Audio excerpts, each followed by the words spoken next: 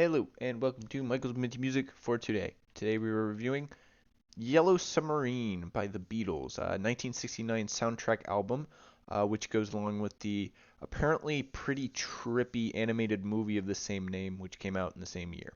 It's a pretty good album, although it's really only the first half that is kind of worth listening to, although the second half isn't really that bad.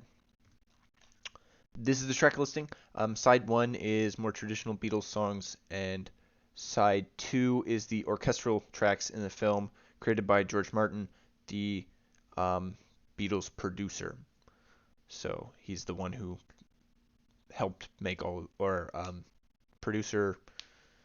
He did a lot of the mixing and stuff. These are the tracks I added to my playlist.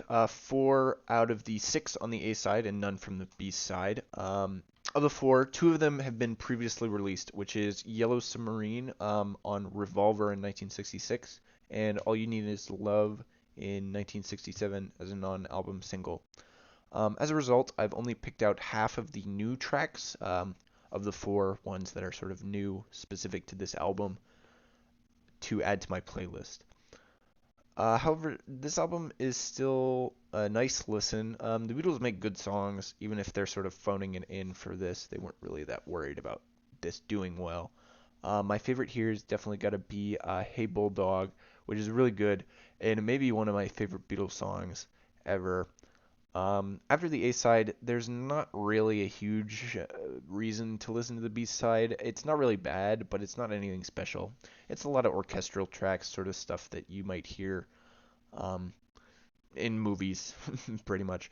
It's not bad, but it's not really anything I'd specifically choose to listen to. I rank this album better than most of the Beatles' early work, since their songs sort of significantly improved after about 1965, but it's definitely worse than their actual full albums from this period. Um, so it's not really that great. As expected, this album doesn't take my top spot from 1969. That goes to Abbey Road, a much more full and complete album from the Beatles, and that is much better. Next up, we have Pink Floyd's Ummagumma. I think that's how it's pronounced. Which is half live album and half new recordings. I was impressed with their last album more, so I'm hopeful that this album, which is released in the same year, 1969, will also be pretty good. So stay tuned for that, and as always, stay minty.